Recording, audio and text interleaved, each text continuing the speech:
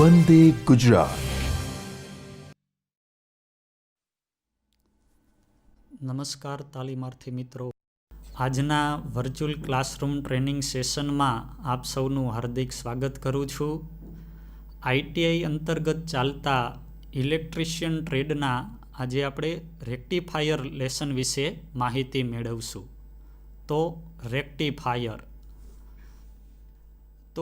Rectifier વિશે સૌપ્રથમ આપણે બેઝિક પરિચય મેળવીએ તો મોટાભાગના ઇલેક્ટ્રોનિક સાધનોને કાર્યવંતિત કરવા માટે ડીસી વોલ્ટેજની જરૂર પડે છે. એટલે કે જે બધા આપણા ઇલેક્ટ્રોનિક સાધનો છે એ ડીસી વોલ્ટેજ પર કાર્ય કરે છે. ઉદાહરણ તરીકે આપણી ટીવી 12 વોલ્ટ ડીસી પર કાર્ય કરે છે. મોબાઈલ ફોનની બેટરી કે જે 3.5 વોલ્ટ ડીસી પર ચાર્જ થાય છે. પરંતુ આપણા ઘરમાં જે પાવર આવે છે એ એસી સપ્લાય હોય છે. એટલે આ સાધનોને ડીસી વોલ્ટેજ પૂરા પાડવા માટે ડીસી સપ્લાયનો ઉપયોગ કરવામાં આવે છે. ડીસી પાવર સપ્લાયમાં મુખ્ય 3 ઘટકો હોય છે. સૌપ્રથમ ટ્રાન્સફોર્મર, જે વોલ્ટેજ સ્ટેપ ડાઉન કરવાનું કાર્ય કરે છે. બીજો ઘટક ડાયોડ, જે એસી સપ્લાયને ડીસીમાં રૂપાંતર કરવાનું કાર્ય કરે છે. અને ત્રીજો ઘટક છે કેપેસિટર અથવા તો ચોક કોઇલ, જે ડાયોડમાંથી મળતો ડીસી સપ્લાય હોય છે તે પલ્સેટિંગ પ્રકારનો ડીસી સપ્લાય હોય છે. આ પલ્સેટિંગ ડીસીને સ્મૂધ ડીસી કરવા માટે કેપેસિટર અથવા તો ચોક કોઇલનો ઉપયોગ કરવામાં આવે છે. હવે આપણે રેક્ટિફાયરના મુખ્ય પ્રકાર જોઈએ તો તે આ મુજબ છે. First, half one rectifier circuit. Second, full wave rectifier circuit. And third one is bridge rectifier circuit. તો આપણે એક પછી એક રેક્ટિફાયર સર્કિટ વિશે હવે સમજીએ. તો સૌપ્રથમ હાફ વેવ રેક્ટિફાયર સર્કિટ. આ પ્રકારના રેક્ટિફાયરમાં એક જ ડાયોડ વપરાય છે. એટલે તેના દ્વારા એસીના પોઝિટિવ હાફ સાયકલ દરમિયાન જ આપણને આઉટપુટ મળે છે. આ રેક્ટિફાયર સર્કિટમાં એસીનું જ્યારે નેગેટિવ સાયકલ હશે ત્યારે આઉટપુટ વોલ્ટેજ મળતા નથી. એટલે તેને હાફ વેવ રેક્ટિફાયર સર્કિટ કહેવામાં આવે છે. અહીં આપણને હાફ વેવ રેક્ટિફાયરની circuit diagram, half wave rectifier માટે ઇનપુટ વેવફોર્મ અને હાફ વેવ રેક્ટિફાયરના આઉટપુટ વેવફોર્મ સર્કિટમાં દર્શાવેલ છે. તો સૌપ્રથમ આપણે હાફ વેવ રેક્ટિફાયરની રચના સમજીએ. એનો કનેક્શન ડાયાગ્રામ કઈ રીતે હોય તે આપણે જાણીએ. તો હાફ વેવ રેક્ટિફાયરની અંદર આપણે જોઈ શકીએ છીએ એ પ્રમાણે એક સ્ટેપ ડાઉન પ્રકારનું ટ્રાન્સફોર્મર મૂકેલ છે. એક ડાયોડનો ઉપયોગ કરવામાં આવેલ છે અને એક લોડ રેઝિસ્ટન્સ તેની સાથે સિરીઝમાં જોડાયેલ છે. ડાયોડના 2 છેડા પૈકી ડાયોડનો એનોડ ટર્મિનલ જે એ વડે દર્શાવેલ છે તે ટ્રાન્સફોર્મરની સેકન્ડરી સાઇડ સાથે કનેક્ટ કરવામાં આવે છે અને ડાયોડ D1નો cathode terminal load resistance RL છે તેના એક ટર્મિનલ સાથે કનેક્ટ કરવામાં આવે છે.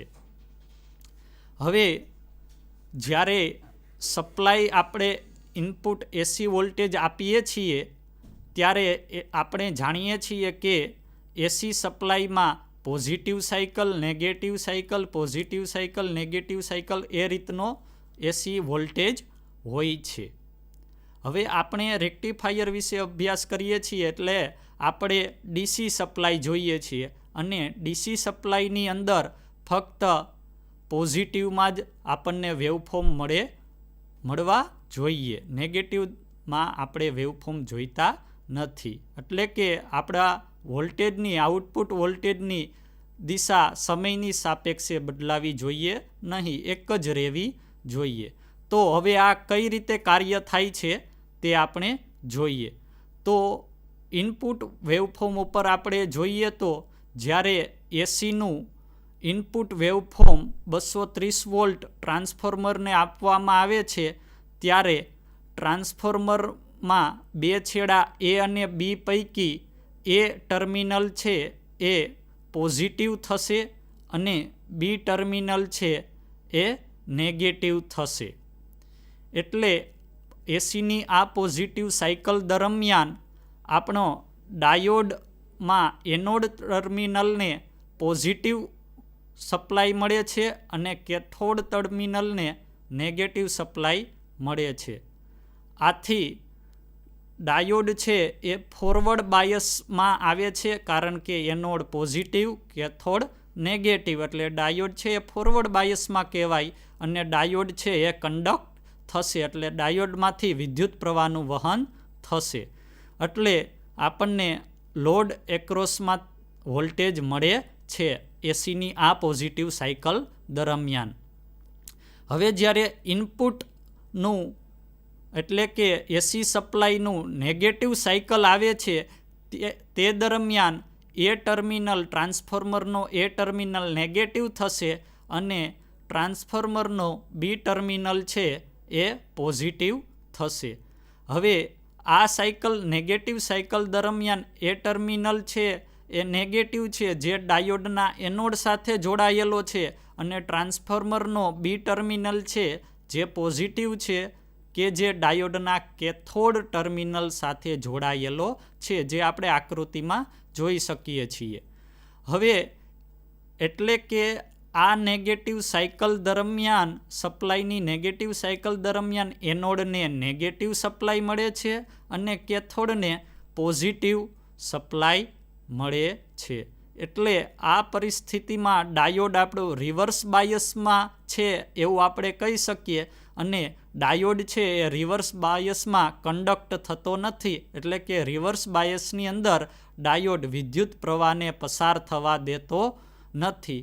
એટલે આ સમય દરમિયાન એસી સપ્લાયના નેગેટિવ સાયકલ દરમિયાન આપણને લોડ રેઝિસ્ટન્સ આરએલની એક્રોસમાં કોઈ પણ વેવફોર્મ એટલે કે કોઈ પણ વોલ્ટેજ મળશે નહીં. તો આપણે આઉટપુટ વેવફોર્મની અંદર જોઈ શકીએ છીએ કે ઇનપુટ વેવફોર્મ એસીમાં જ્યારે નેગેટિવ છે ત્યારે આઉટપુટ વેવફોર્મમાં કોઈ પણ વેવફોર્મ મળતું નથી, એટલે કે આઉટપુટ વેવફોર્મમાં કોઈ વોલ્ટેજ મળતા નથી.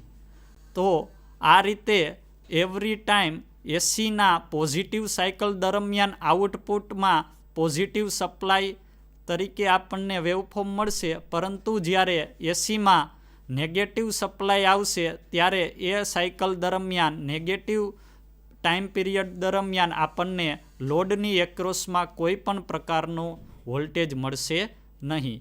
આથી આને હાફ વેવ રેક્ટિફાયર સર્કિટ કહેવામાં આવે છે.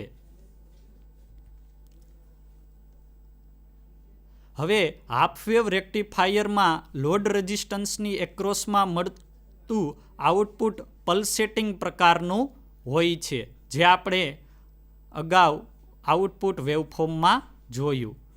તેના જે પીક વોલ્ટેજ પોઝિટિવ હાફ સાયકલના પીક પલ્સેટિંગ જેટલા જ હોય છે, એટલે કે આઉટપુટમાં મળતા વોલ્ટેજનું જે પીક મૂલ્ય છે એ એસી સપ્લાયમાં આપેલા વોલ્ટેજના પીક મૂલ્ય જેટલું જ હોય છે.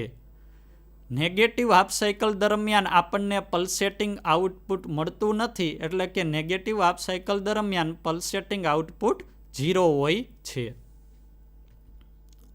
હવે જે આપણને ડીસી વોલ્ટેજ મળે છે આઉટપુટમાં, એ ડીસી વોલ્ટેજનું મૂલ્ય કેટલું હોય છે એ પણ આપણે જાણવું જરૂરી છે. તો એ આ મુજબ જાણી શકાય છે કે મળતા વોલ્ટેજ ડીસી એવરેજ વોલ્ટેજ બરાબર 0.318 વીપી એટલે કે વોલ્ટેજનું જે આપણે સપ્લાય વોલ્ટેજ આપ્યા છે એનું પીક મૂલ્ય ગુણ્યા 0.318. હવે આપણે જાણીએ છીએ કે પીક વોલ્ટેજ અને આરએમએસ વોલ્ટેજ વચ્ચેનો સંબંધ. તો પીક વોલ્ટેજ વીપી બરાબર વીઆરએમએસ અપોન 0.707 થાય. તો આ કિંમત આપણે એટલે કે પીક વોલ્ટેજની કિંમત ઉપરના સૂત્રમાં મૂકીએ તો મળતા આઉટપુટ વોલ્ટેજ વીડીસી બરાબર 0.318 ગુણ્યા વીઆરએમએસ અપોન 0.707. આનું આપણે સાદું રૂપ આપીએ એટલે આપણને ફાઇનલ વીડીસી એટલે કે મળતા આઉટપુટ ડીસી વોલ્ટેજ બરાબર 0.45 વીઆરએમએસ એટલે કે એસીની જે આરએમએસ કિંમત છે એના ગુણ્યા 0.45 કરીએ એટલું આપણને આઉટપુટ ડીસી મળે છે. હવે આપણે જે ફૂલ રેક્ટિફાયર સર્કિટો છે એમાંનો બીજો પ્રકાર એટલે કે ફૂલ વેવ રેક્ટિફાયર સર્કિટ વિશે અભ્યાસ કરીએ. તો આ પ્રકારના રેક્ટિફાયરમાં 2 ડાયોડ વપરાય છે. આપણે જોયું કે હાફ વેવ રેક્ટિફાયર સર્કિટની અંદર ફક્ત એક જ ડાયોડનો યુઝ થતો હતો, પરંતુ અહીં ફૂલ વેવ રેક્ટિફાયર દરમિયાન 2 ડાયોડ વાપરવામાં આવે છે. એટલે તેના દ્વારા એસીના પોઝિટિવ અને નેગેટિવ એમ બંને હાફ સાયકલ દરમિયાન આપણને આઉટપુટ વોલ્ટેજ એક જ દિશામાં મળે છે. આથી તેને ફૂલ વેવ રેક્ટિફાયર કહેવામાં આવે છે. હવે અહીં આકૃતિની અંદર ફૂલ વેવ રેક્ટિફાયરની સર્કિટ ડાયાગ્રામ, એના માટે જે આપણે એસી સપ્લાય ઇનપુટ કરીએ તેના વેવફોર્મ અને આપણને લોડ રેઝિસ્ટન્સ આરએલની એક્રોસમાં આઉટપુટ વેવફોર્મ જે ડીસી મળે છે તેના વેવફોર્મ દર્શાવેલ છે. હવે આપણે ફૂલ વેવ રેક્ટિફાયરની રચનાનો અભ્યાસ કરીએ તો આપણે જોઈ શકીએ છીએ આકૃતિની અંદર કે ટોટલ 2 ડાયોડ યુઝ કરવામાં આવેલ છે. તો અહીં ટોટલ ઘટકો છે આપણા 3 થશે, એક ટ્રાન્સફોર્મર, ડાયોડ અને લોડ રેઝિસ્ટન્સ. હવે કઈ રીતે રચના કરેલ છે એ આપણે જોઈએ. તો બંને ડાયોડના એનોડ છેડાઓને ટ્રાન્સફોર્મરની સેકન્ડરી સાથે જોડવામાં આવે છે. એટલે કે ડાયોડ D1 છે એનો ટર્મિનલ A1, એનોડ A1 એ ટ્રાન્સફોર્મરની સેકન્ડરીના ઉપરના ટર્મિનલ સાથે જોડેલ છે. ડાયોડ D2 છે એનો ટર્મિનલ એનોડ છે A2 એ ટ્રાન્સફોર્મરની સેકન્ડરીના નીચેના ટર્મિનલ સાથે જોડેલ છે. ત્યારબાદ આ બંને ડાયોડના કેથોડ ટર્મિનલને એટલે કે K1 અને K2 ટર્મિનલને આપણે ભેગા કરીને શોર્ટ કરવામાં આવે છે. હવે જે લોડ છે એ લોડને સેન્ટર ટેપ ટ્રાન્સફોર્મરમાં સેન્ટરનો જે ટર્મિનલ હોય એમાંથી એક ટર્મિનલ સાથે જોડવામાં આવે છે અને લોડ રેઝિસ્ટન્સ આરએલનો બીજો ટર્મિનલ છે એ જે આપણે કેથોડના કોમન કરેલ છે એટલે કે બંને કેથોડ K1 અને K2ને કોમન કરીને જે એક પોઈન્ટ બનેલ છે ત્યાં આ લોડ રેઝિસ્ટન્સનો બીજો છેડો જોઈન્ટ કરવામાં આવે છે. તો આ છે આપણી ફૂલ વેવ રેક્ટિફાયરની રચના. હવે એનું ફૂલ વેવ રેક્ટિફાયરનું આપણે કાર્ય સમજીએ તો આમાં જ્યારે એસી સપ્લાય આપવામાં આવે છે ત્યારે પોઝિટિવ સાયકલ દરમિયાન એટલે કે ઇનપુટ વેવફોર્મમાં આપણે જોઈ શકીએ છીએ 0 થી x સમય દરમિયાન આપણો એ ટર્મિનલ ટ્રાન્સફોર્મરની સેકન્ડરી સાઈડનો એ ટર્મિનલ પોઝિટિવ થશે અને ટ્રાન્સફોર્મરની સેકન્ડરીનો બી ટર્મિનલ જે આકૃતિમાં દર્શાવવામાં આવેલ છે તે નેગેટિવ થશે. તો આ પરિસ્થિતિ દરમિયાન ડાયોડ D1ની સ્થિતિ શું થશે? તો D1 છે એ ફોરવર્ડ બાયસમાં આવશે એવું આપણે કહી શકીએ, કારણ કે ડાયોડ D1નો એનોડ ટર્મિનલ ટ્રાન્સફોર્મરના એ ટર્મિનલ સાથે જોડેલ છે અને ડાયોડ D2 છે A2 ટર્મિનલ એટલે કે એનોડ એ ટ્રાન્સફોર્મરના B ટર્મિનલ સાથે જોડેલ છે. એ ટર્મિનલ પોઝિટિવ થાય છે ટ્રાન્સફોર્મરનો અને આ સમય દરમિયાન ટ્રાન્સફોર્મરનો B ટર્મિનલ છે નેગેટિવ થાય છે. તો જ્યારે ઇનપુટ સપ્લાયનું પોઝિટિવ સાયકલ હશે ત્યારે આપણે એવું કહી શકીએ કે ડાયોડ D1 ફોરવર્ડ બાયસમાં આવે છે અને ડાયોડ D2 છે એ રિવર્સ બાયસમાં આવે છે. એટલે ડાયોડ D2 છે એ ઓપન સર્કિટ તરીકે વર્તશે. રિવર્સ બાયસમાં ડાયોડ D2 કન્ડક્ટ થશે નહીં અને ડાયોડ D1 છે એ આપણો કન્ડક્ટ થશે એટલે કે ડાયોડ D1માંથી વિદ્યુત પ્રવાહનું વહન થશે. તો આ પોઝિટિવ સાયકલ દરમિયાન આપણને સપ્લાય માર્ગ કઈ રીતે મળશે તો કે સ્મોલ a થી ડાયોડ D1માં જશે, ત્યારબાદ લોડ રેઝિસ્ટન્સમાં જશે, ત્યારબાદ ટ્રાન્સફોર્મરની જો સેન્ટર ટેપ દર્શાવેલ છે સ્મોલ c એ રીતે આખો પાથ કમ્પ્લીટ થશે. આ આપણે જોયું ઇનપુટ વોલ્ટેજની પોઝિટિવ સપ્લાય હોય એ દરમિયાન. હવે જ્યારે એસીમાં નેગેટિવ સાયકલ આવે છે તે દરમિયાન શું થશે એનો આપણે અભ્યાસ કરીએ. તો જ્યારે ઇનપુટમાં નેગેટિવ સપ્લાય આપવામાં આવે, નેગેટિવ સાયકલ આપવામાં આવે ત્યારે ટ્રાન્સફોર્મરનો એ ટર્મિનલ જે સ્મોલ એ દર્શાવેલ છે તે નેગેટિવ થાય છે અને આ દરમિયાન ટ્રાન્સફોર્મરનો જે સ્મોલ બી ટર્મિનલ છે એ પોઝિટિવ થાય છે. હવે આ સાયકલ, આ નેગેટિવ સાયકલ દરમિયાન આપણો ડાયોડ D1 છે એ રિવર્સ બાયસમાં આવશે કારણ કે એના એનોડ ટર્મિનલને નેગેટિવ સપ્લાય મળે છે અને આ જ સમય દરમિયાન ડાયોડ D2 છે એ ફોરવર્ડ બાયસમાં આવશે કારણ કે એના એનોડ ટર્મિનલ જે A2 વડે દર્શાવેલ છે તેને પોઝિટિવ સપ્લાય મળે છે. તો હવે આ નેગેટિવ જ્યારે સાઇડ છે એસીનું ત્યારે ડાયોડ D2 છે એ કન્ડક્ટ થશે, ડાયોડ D1 છે એટલે કે ઉપરનો જે ડાયોડ છે એ કન્ડક્ટ થશે.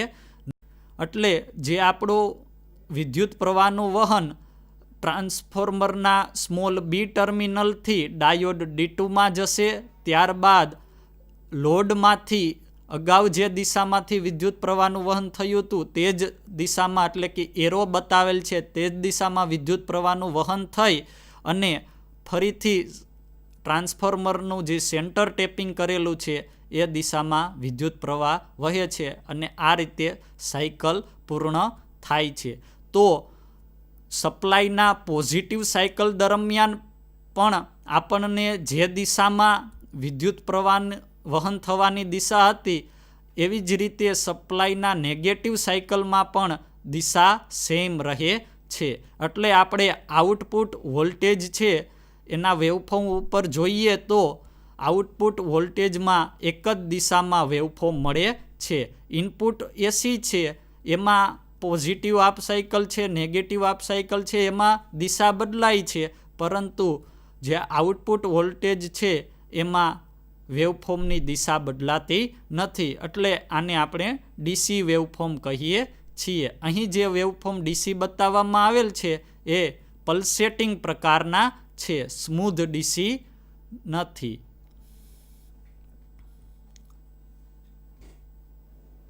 હવે ફૂલ વેવ રેક્ટિફાયર દરમિયાન જે આપણને ડીસી આઉટપુટ વોલ્ટેજ મળે છે તો એ ડીસી આઉટપુટ વોલ્ટેજ છે એનું મૂલ્ય કેટલું હોય એ આપણે જોઈએ. તો આપણે જોયું હતું કે હાફ વેવ રેક્ટિફાયરમાં આઉટપુટ વોલ્ટેજ હતા એ VDC બરાબર 0.45 VRMS હતા.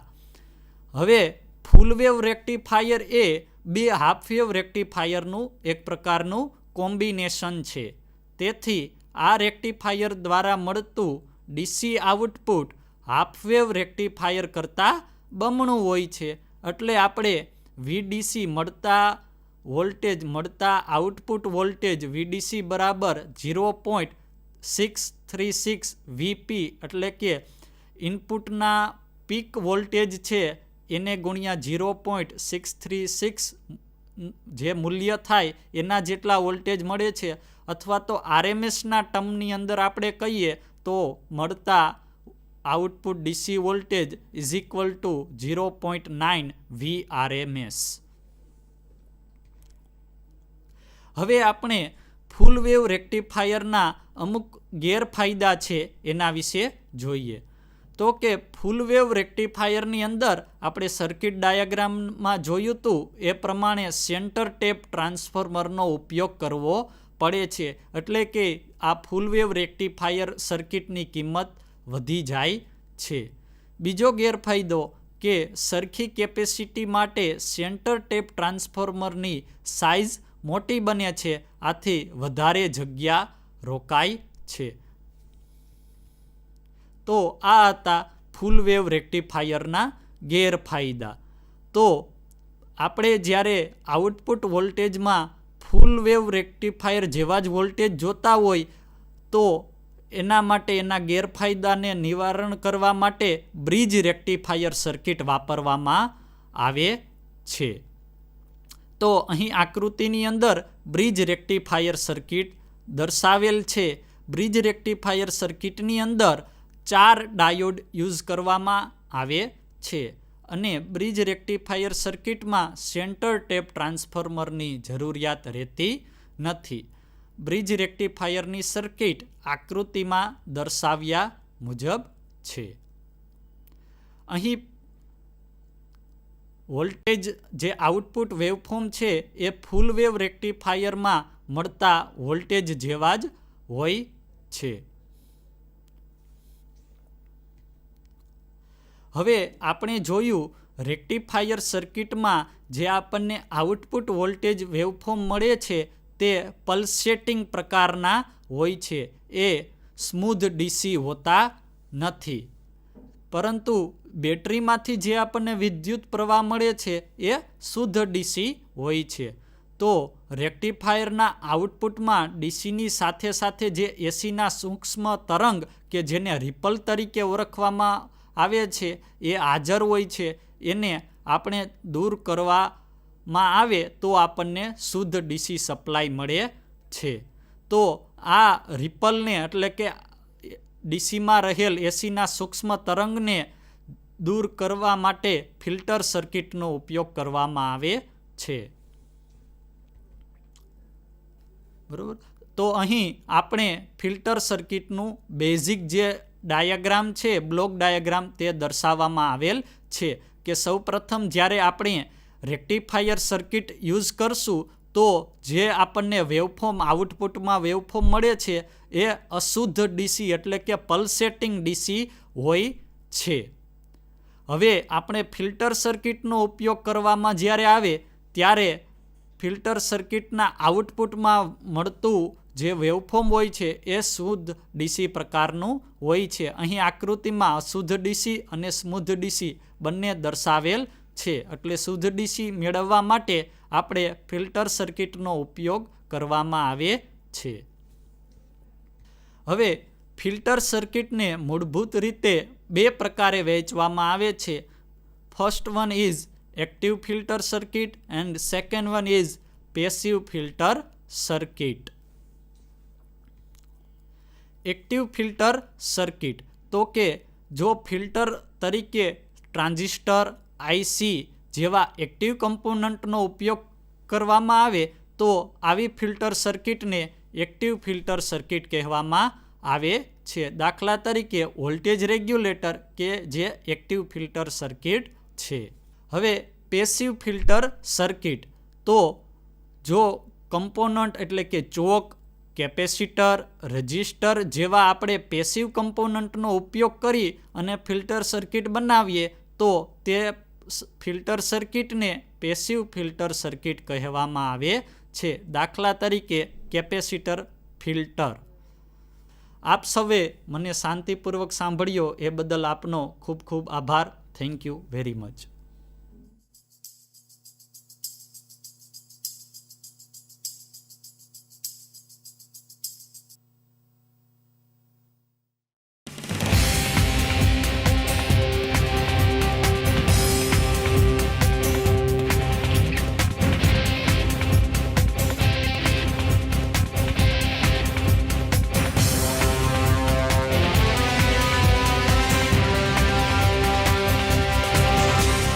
વંદે ગુજરાત.